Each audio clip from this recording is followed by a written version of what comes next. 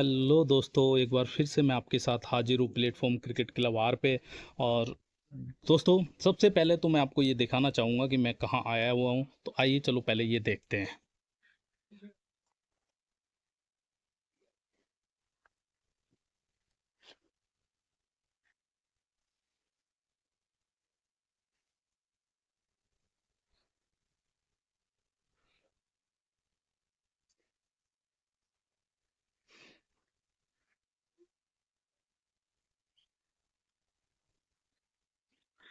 पहाड़ों के बीच एक बहुत ही खूबसूरत जगह है जहाँ मैं आया हुआ हूँ। तो दोस्तों, इसके साथ ही मैं आपको एक मैसेज भी देना चाहूँगा, और वो ये है कि अगर आप चैनल पे फर्स्ट टाइम विजिट कर रहे हैं तो प्लीज़ वीडियो को लाइक, सब्सक्राइब और शेयर करना बिल्कुल भी ना भूलें।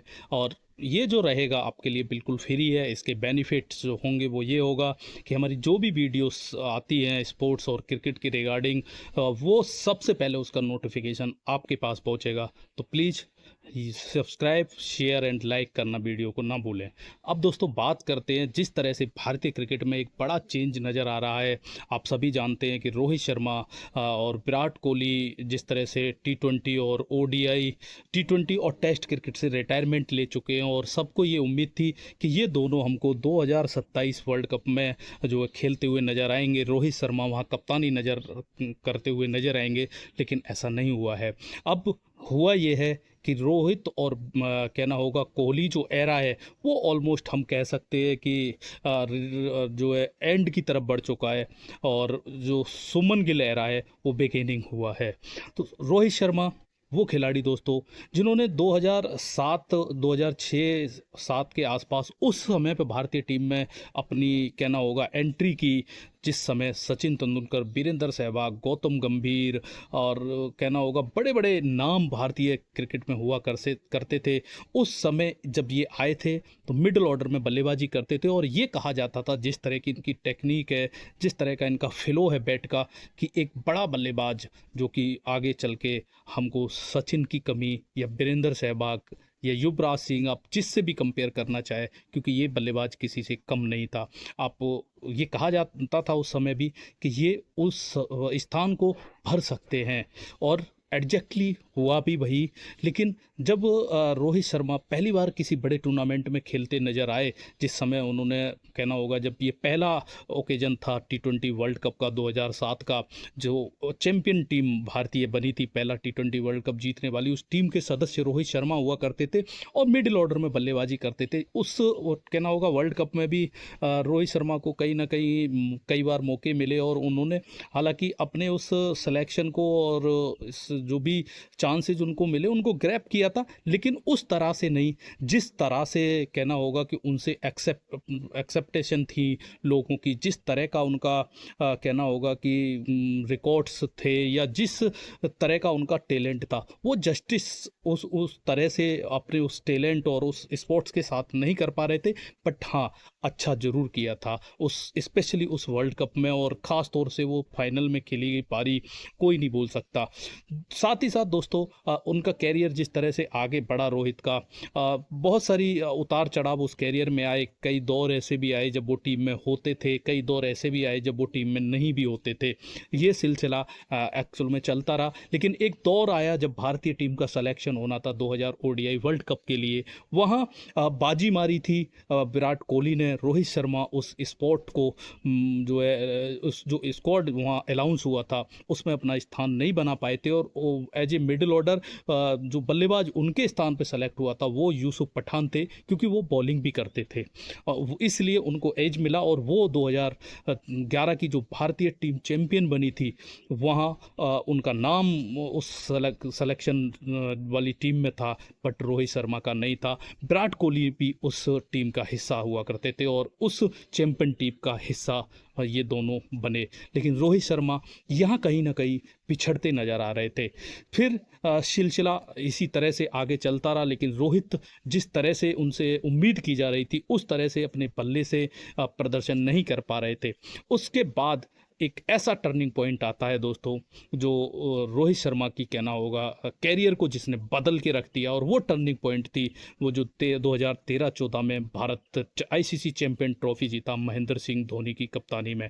उस समय 2011 वर्ल्ड कप के बाद जिस तरह से भारत ने अपने जो उस समय के परमानेंट ओपनर बल्लेबाज हुआ करते थे, वीरेंद्र सहवाग, गौतम गंभीर और सचिन तेंदुलकर, इन तीनों के इर्द गिर्द अगर तीनों टीम में हुआ करते थे तो सचिन और सहवाग ओपन करते थे, वन डाउन गौतम हुआ करते थे। अगर किसी रीजन से इन तीनों में से कोई एक रेस्ट कर रहा है या फिटनेस का कोई इशू है तो फिर जो ओपनिंग थी इन तीनों के इर्द गिर्द ओडीआई में उस समय चल रही थी। लेकिन अब क्योंकि समय हमेशा दोस्तों कहा जाता है कि बदलता है, प्रकृति का नेम है चेंज होना, तो वो चेंज भारतीय क्रिकेट में भी देखने को मिला जब महेंद्र सिंह धोनी ने कुछ ऐसे निर्णय लिए, इस तरह के डिसीजन लिए जिसको लेके बहुत सारी सुर्खियां बनी। और उन्होंने वो डिसीजन जो लिया वो ये था कि विस्फोटक वीरेंद्र सहवाग और गौतम गंभीर ओडीआई टीम का हिस्सा नहीं रहे।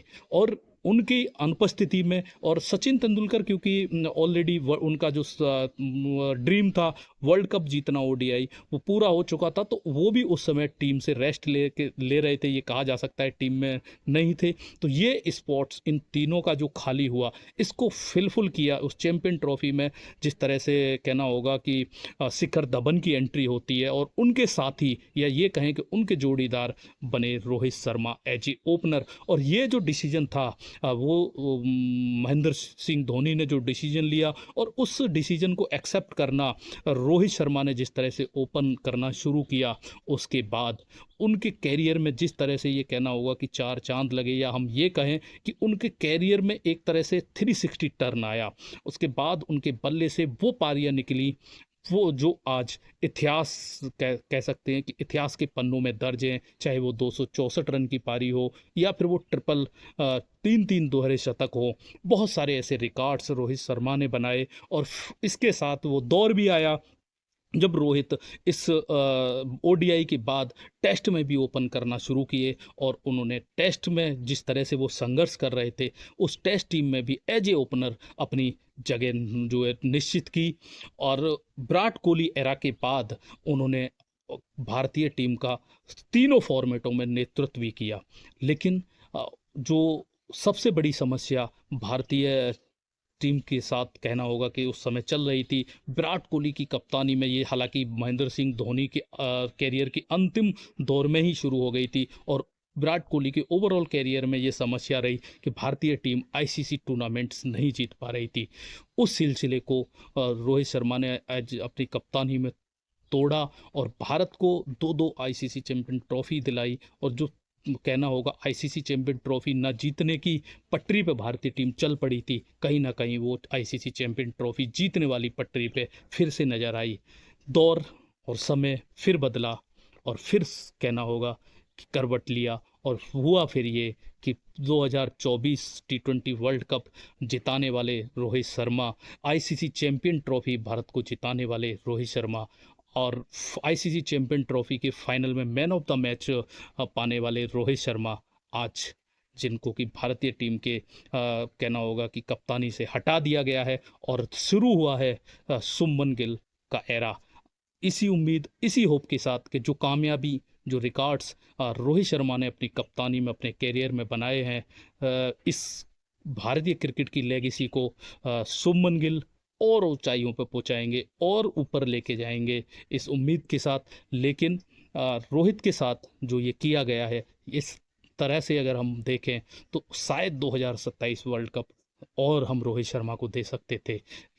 फिलहाल अब क्योंकि डिसीजन ले लिया गया है, भारतीय टीम भारतीय सेलेक्टर आगे बढ़ चुके हैं, तो ये तो उम्मीद कर ही सकते हैं कि शुभमन गिल इस एरा को उस लेवल तक पहुंचाएंगे या उस लेवल से और आगे लेके जाएंगे जो विरासत भारतीय क्रिकेट की रोहित शर्मा से लेके उनके हाथों में दी गई है। और रोहित और कोहली एटलीस्ट 2027 वर्ल्ड कप तक इस यात्रा में या कहें कि इस सफ़र की शुरुआत में रोहित शर्मा के साथ उनको नजर आएंगे। फिलहाल दोस्तों इतना ही। अगर आपको वीडियो अच्छा लगा है तो प्लीज़ कमेंट और शेयर करके ज़रूर बताइएगा। धन्यवाद।